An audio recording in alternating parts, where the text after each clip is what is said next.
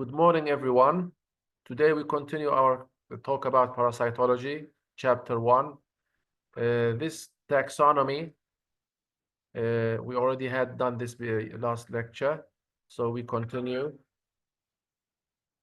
Now we have a taxonomy for metazoa, which is a subkingdom. And metazoa has two phyla. One phylum is Nemathelminthes, here, if you see it, Nemathelminthes. And the other phylum is Platyhelminthes. So this phyla, Nemathelminthes, we have two classes. One class is Nematoda or nematodes. Both are correct. And the other class is Filaria or Filariae. An example on Nematoda, we have Ascaris lambricoides. And Nematoda, a common name for Nematoda is roundworms. This means that it looks like a pen or like a cylinder. Filariae is tissue worm. Example, Wucheria bancrofti. Platyhelminthes, we have Cystoda or cystodes. Example, Taenia saginata for cows, Taenia solium in pigs. Cystoda or cystodes, common name, tapeworms. They are worms that are flat and very long. Taenia saginata might reach up to 5 meters maybe, or 7 meters. Taenia solium, also the same, just a little bit shorter. Then we have Trematoda or trematodes. Common name, flukes. Example, Schistosoma or Schistosoma. Schistosoma mansoni, Hematobium, and Japonicum. So these here, metazoa, the second subkingdom, we are also going to talk about them in details at the end of this course. Then the third subkingdom is Arthropoda. So of course, the kingdom is Animalia. All of the kingdom that all the parasites lie under is Animalia, coming from animals. So 3 Arthropoda. This one we are not going to talk about during this course. This is out of the scope of this course. This is in another course called entomology. Arthropoda, or insects, the phyla, we have 1, 2, 3, 4, 5 classes. 5 classes, yes? Crustacea or crustaceans. Example, copepod. It's a small organism. Mainly it's microscopic, very, very small, and usually in water. And we will come across this copepod during the life cycles of the helminthes or the helminths.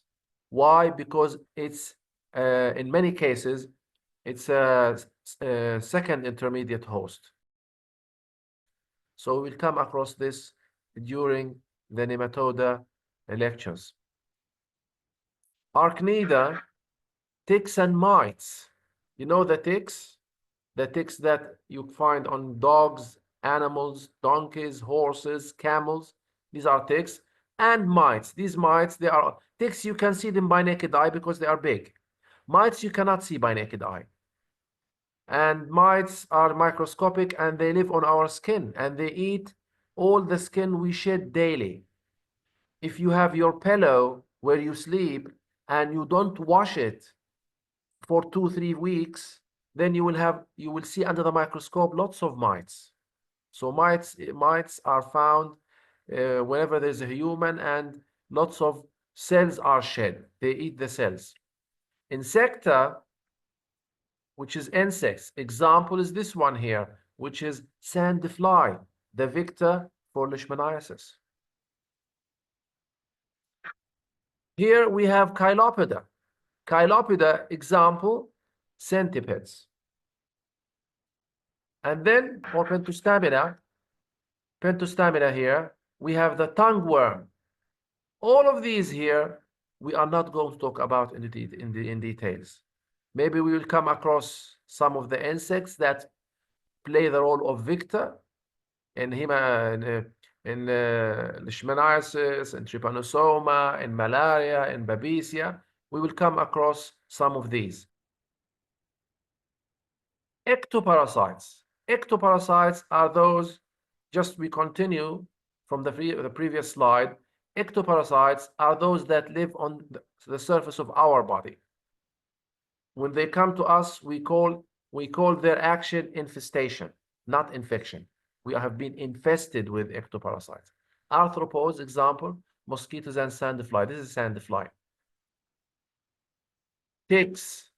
This is a tick, you see? This is a tick. Very small, but you can see it by naked eye. And once it becomes engorged, filled with blood, it will become 10 times bigger. So you can see it as, let's say, a small ball, yeah?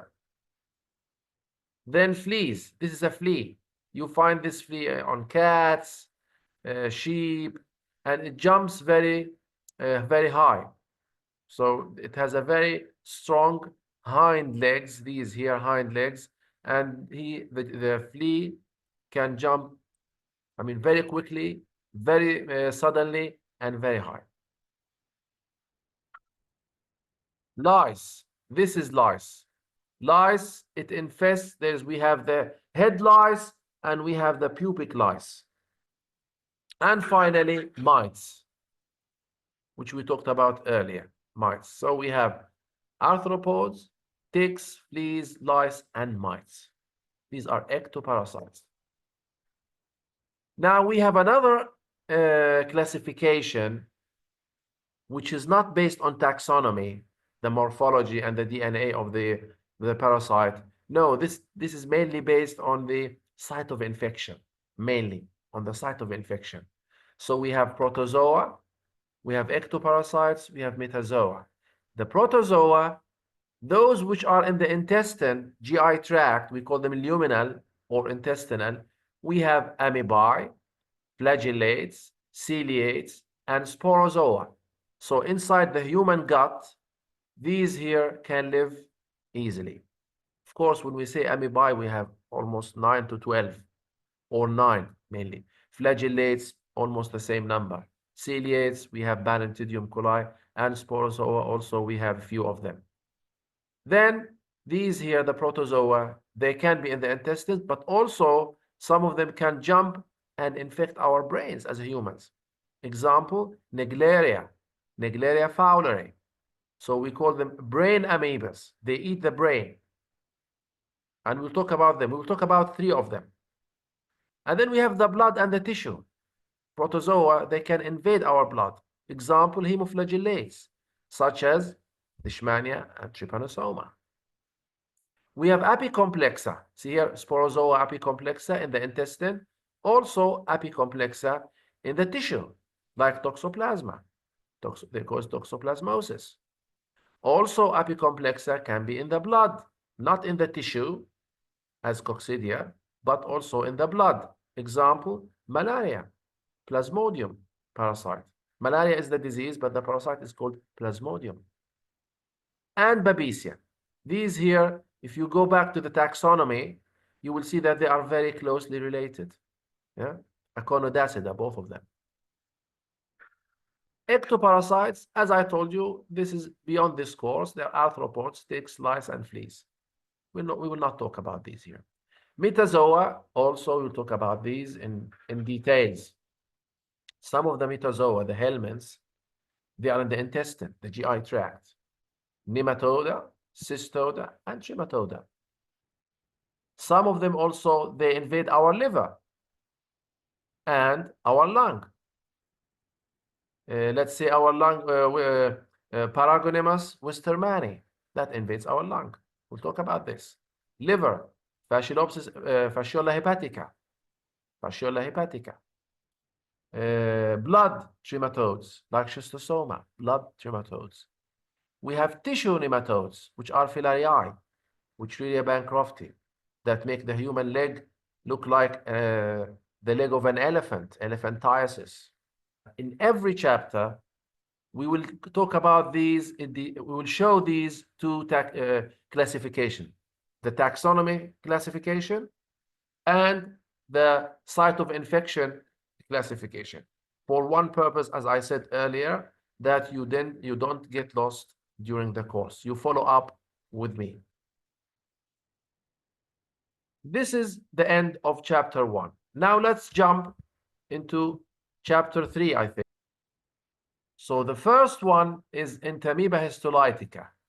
As you see here, the Entamoeba, or we call them the amoebas, or the amoebae, if you like. Histolytica, Hartmanni, coli, polychi. We have 2 polyches here. This one is the latest version. And we have Bochlii, Iodamoeba bochlii, Indolimax nana, and Entamoeba gingivalis. 1, 2, 3, 4, 5, 6, 7, 8. So these we'll talk about in details. Let's go to the first one, which is the most important and the only pathogenic of these. Entamoeba histolytica. Click here and open Sesame. We have talked about this, so no need to repeat ourselves. Just keep them on.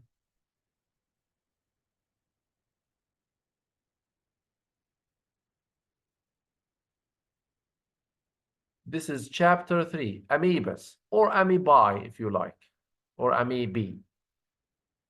As I promised you, every chapter we have the 2 classifications. The one based on taxonomy, done by scientists, and the one which we made or books make based on the site of infection. So, Sarcomastogophora, Ciliophora, Blastocystida, Apicomplexa. We start here. This is the phylum, and this is the subphylum Sarcodina amoebas. So we will start here today. And this is the other classification. As you see here, we have protozoa, intestinal. So our talk today and for the coming several lectures will be mainly focused on intestinal parasites, GI tract parasites, amoebae. The burden of disease, I mean the burden of disease of Entamoeba histolytica, amoebas in general, but mainly Entamoeba histolytica because it's the one that causes the one that is pathogenic. Mortality, when I say burden of disease, we look at 2 things. The number of people who have been infected, diseased, and we call this morbidity rate, and the one who dies. We call this mortality rate or death rate.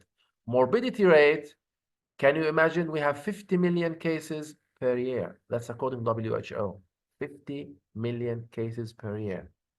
Of these 50 million, 100,000 cases die. Yeah. It might look very, very big numbers, but remember that we are 9 billion people. So maybe this number is still very small. We have, as I told you, we have 9 amoebae in the GI tract, gastrointestinal. One of the nine is pathogenic.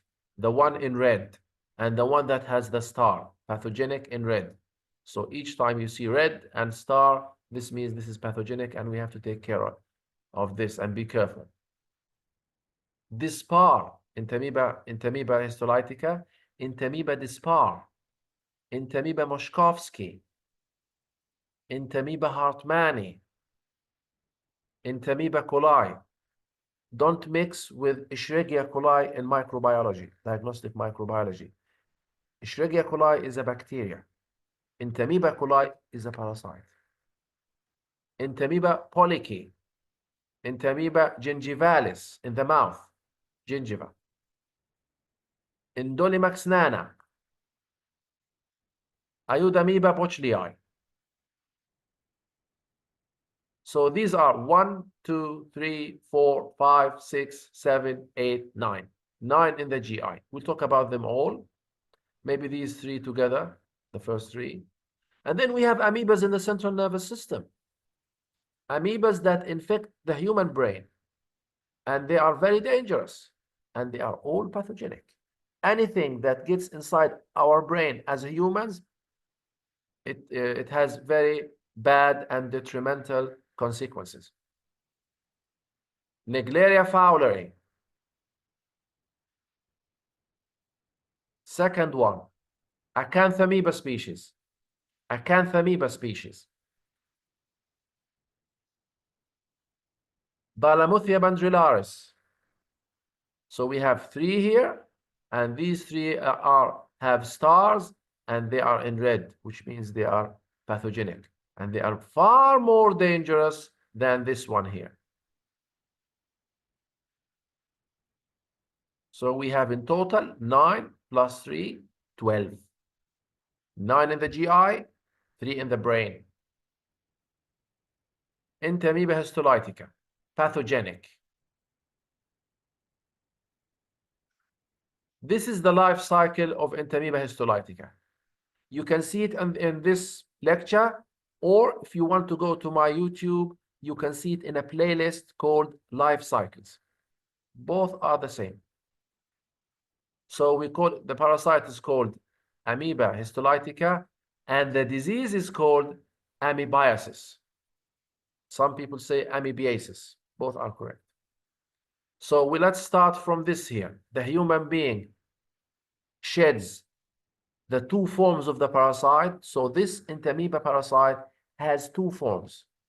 One form is called trophozoite, this one with a finger, one nucleus, and the other form, which is the hard form, it's called the cyst, which contain more than one nucleus.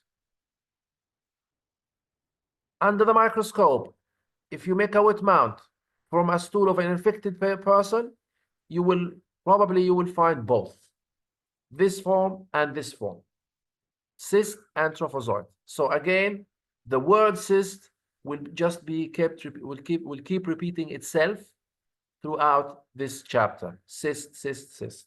Trophozoite, trophozoite, trophozoite. So these two words, you will keep hearing them from me very frequently. So cyst and trophozoite. You see this here, microscope. This, yes, this microscope, which is spinning, the spinning microscope, it means this is the diagnostics. This spinning biohazard sign means it's infective stage. So under the microscope, both of them, you can see them. If you can see them under the microscope, then they are diagnostic. This one here, the spinning biohazard sign, it means it's infective, and this belongs only here, only to the cyst.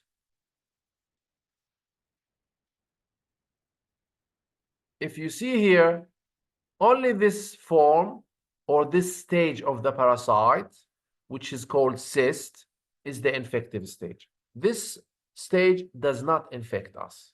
This is very delicate stage. If it goes inside our stomach, it will be dilute, it will be destroyed and broken down and digested by the stomach acids, HCl.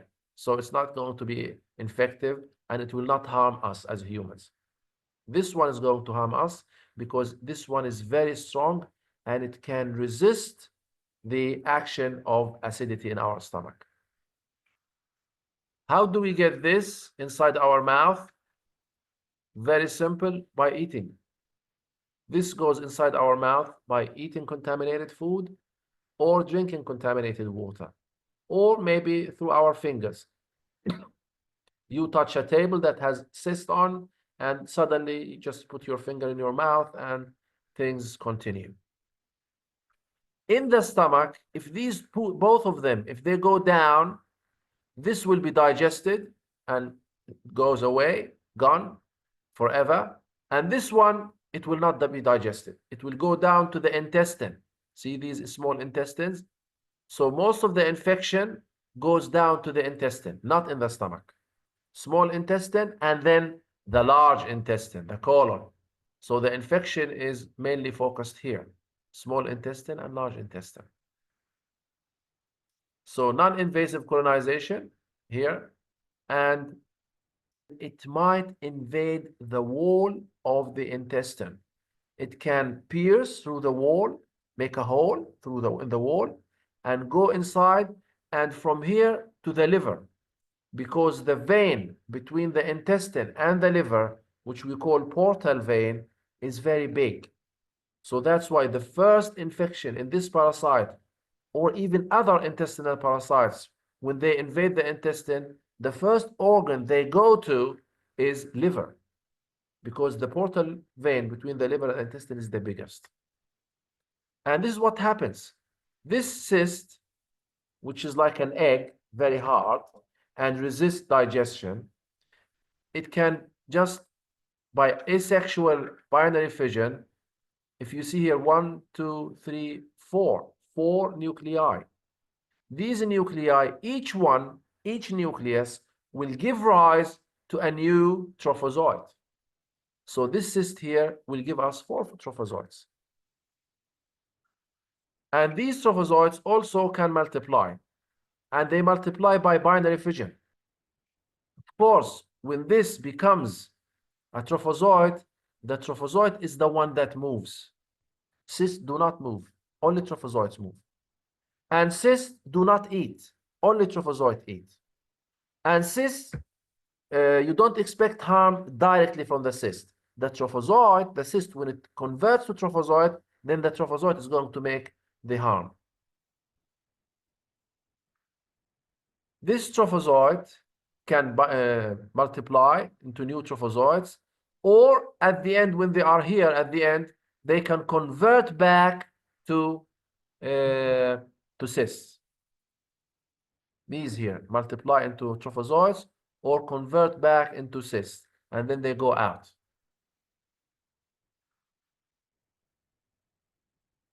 And why is Entamoeba histolytica the most pathogenic? Because it has an ability, unlike the other amoebas, it has the ability to pierce through intestines and go to the portal vein in the liver. And if it goes, and sometimes it loses its way and goes to the lung. And rarely it loses its way and goes to the brain. Can you imagine? Very rare, I must say. It's not something common, but it happens. So these here, diagnostic stage in the stool, and the cyst also diagnostic stage. So if I ask you a question, what is the diagnostic stage of Entamoeba histolytica? Your answer should be cyst and trophozoite, both. The other question, what is the infective stage of Entamoeba histolytica? Your answer should be cyst only. This life cycle, as I told you, you can go back and have a look at it in the playlist life cycles. Look, there is what we call excistation and incestation. Imagine this is a human being, and he or she have ingested or eaten food that is contaminated with Entamoeba histolytica. What's going to happen? Goes through down the mouth, esophagus, and stomach here inside. If this is a trough, it will be digested here, and the story ends here. But if this is cyst, because it's very hard, it has a shell, then it's going to resist the acids, and they travel down. They will remain cyst here, and then they will travel down through the small intestines like this. Have a look. Travels down and down and down and down and down until it reaches this point here, which is the junction, the meeting point between the small intestine and the large intestine. We call this Ucal valve. When the cyst becomes here and reaches here, it turns into or converts into trough. The moving, the multiplying, the eating, the destroying form. So this cyst converts into trophozoite. See here, Ucal valve. Cyst becomes a trough, which means cyst has taken off its coat. It no longer needs the coat, the hard shell or the hard coat.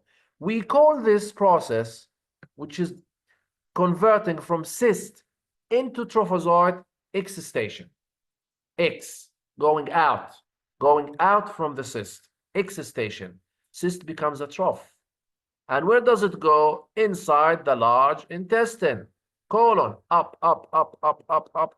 And look, this is the anus here, and it wants to go out. The trophozoite, if it goes out alone, what's going to happen? It goes out in the stool, in the environment outside, and 1, 2 hours, 3 hours maximum, it will die because it doesn't have the coat on. It's exposed to the environment or harsh environmental conditions, such as pH, temperature, and others. Therefore, this trophozoite senses by, let's say, the level of oxygen, the level of pH, and other mechanisms, it senses. Somebody tells this trophozoite that it's going out. And out means the environment is not friendly. Like a human being going out in snow or raining. A human being has to wear a coat. Here, it has to convert again, back again, from trophozoite into cyst, the hard form. So this is what's going to happen. See?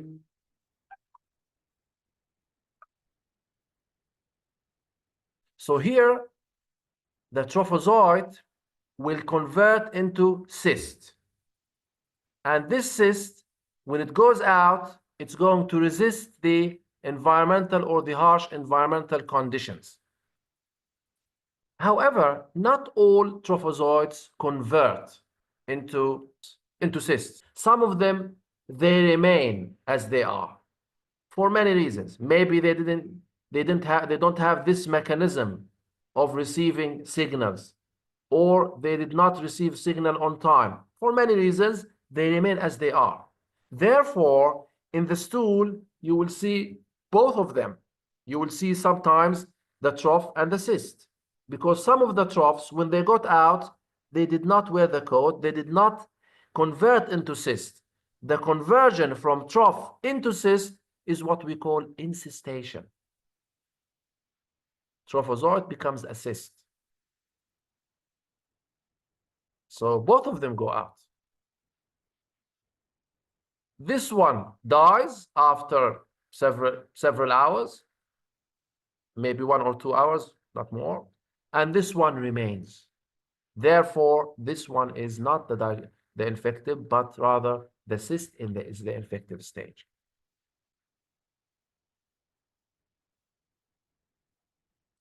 Let's talk about each one of them individually, the stages. Stage 1, trophozoite. As you see here, the trophozoite does not have a regular shape. Why? Because the trophozoite is just like a piece of, imagine like a piece of meat, and it moves with pseudopods, false legs. So these pseudopods, they go out, protrude. In the trophozoite of the histolytica, it looks like a finger. The others, they look differently. And the movement of trophozoite is not very fast. I mean, trophozoite of histolytica is the fastest among the amoebas. However, all the amoebas, when they move, their movement is very reluctant and very slow, and you have to be patient to keep viewing under the microscope so that you can see the movement. Again, this is the trough, and the trough has one single nucleus. Almost all the trophozoites of all amoebas, they have one single nucleus. This nucleus has two things. One is in the middle here, we have karyosome in the middle, central karyosome. And then we have the chromatin. So we have a dot in the middle of the nucleus. This dot is called karyosome. And we have a chromatin material around on the periphery, on the rim of the nucleus. We call it chromatin. So karyosome in the middle, chromatin on the periphery or the rim. If you look at the chromatin here, the chromatin is evenly distributed. Even distribution. Almost the same amount here, almost the same amount here, the same amount here, the same amount here. So if it's the same amount on all the periphery, on all the circle, the periphery of the circle, then we call this even distribution. So chromatin is evenly distributed. In some parasites, you will see chromatin here more than here. Maybe there is lots of chromatin here, no chromatin here. And others, you will see no chromatin or only very few. In this case, Entamoeba histolytica, we have chromatin and it's evenly distributed. We have also pseudopod, as we said, false leg, they move, and the movement is very slow, reluctant. And we have something which we only find in E. histolytica. It's the presence of red blood cells, RBCs. The presence of RBCs here, they are really diagnostic characteristic or diagnostic feature of E. histolytica. So if you see the trophozoite with red blood cells inside them, 100% this is E. histolytica, because no other entamoebas makes this in the intestine except E. histolytica. So red blood cell, the presence, we call this erythrophagocytosis or erythrophagous. Erythrophagous. So it eats the red blood cells, and then you will see red blood cells. But honestly, again, it's not in every case. Few of them do this. I mean, don't expect that every time you see histolytica, you will see red blood cells. No. For one reason, which I will tell you later on. So ingested red blood cells, and you will see some bacteria, because when they move, they want to eat. What do they eat? Something smaller than them, like bacteria. Where do these RBCs come from? As I told you, this trophozoite might in the small intestine stick to the wall, and then there and starts piercing and making a hole in the wall. And then blood comes out, then this trophozoite starts eating the blood. This is how they look, by the way. Look, very important note to tell you that this is a drawing. This is a diagram. It's not something real. It's a diagram that tells you everything. But if you look at reality, look, it's somehow different. And even this reality, this is the ideal reality, not the usual reality. Here we have trichrome stain, and this stain is really something peculiar. You don't see every stain like this. Therefore, a recommendation is that you don't put in your mind the diagram and the image, the diagram and the drawing, because the diagram and the drawing are just for you to clarify what's inside. You have to look at these here, and sometimes even not these ones. You have to put in your mind the conventional and the most commonly seen images, most commonly seen. This is not most commonly seen. This is trichrome stain and done by professional people. That's why you see the nucleus, chromatin around, karyosome in the middle, red blood cells here, and so on. The size is 12 to 25 micrometers, in average 20 micrometers. It's motile by the pseudopod, and it's progressive and unidirectional. This E. histolytica moves in one direction, and it's very fast compared to the amoebas. Not very fast usually, but compared to the other amoebas, considered fast. But all of them are slow, just to make things clear. Cytoplasm, this one, it looks like fine granular, like a ground glass. What is ground glass? The glass that has been made into very small pieces. Yes, grind. The verb is grind, and the past tense of the verb is ground. So ground glass means not the ground of the floor. No, ground glass means it's a glass that has been broken into very small pieces. Shatter the glass somehow. RBCs in cytoplasm, as we said, erythrophagocytosis or erythrophagous, and it's a diagnostic feature of E. histolytica. But again, it's not in every trophozoite.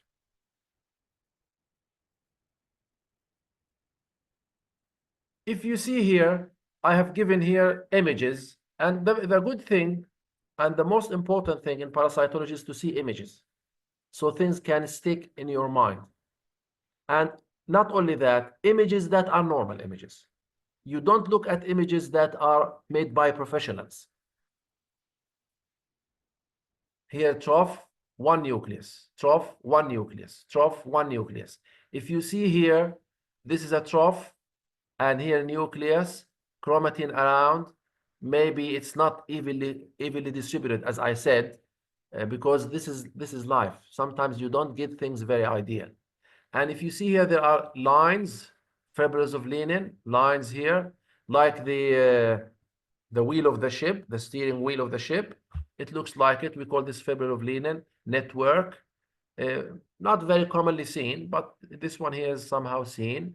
Also, we have chromatin here, vacuoles here, eating, bacteria, maybe this is bacteria, vacuole here, peripheral chromatin here, caryosome in the middle, peripheral chromatin, caryosome in the middle, vacuoles, food vacuoles. Again, as you see here, only one nucleus. Trophozoite, one nucleus only.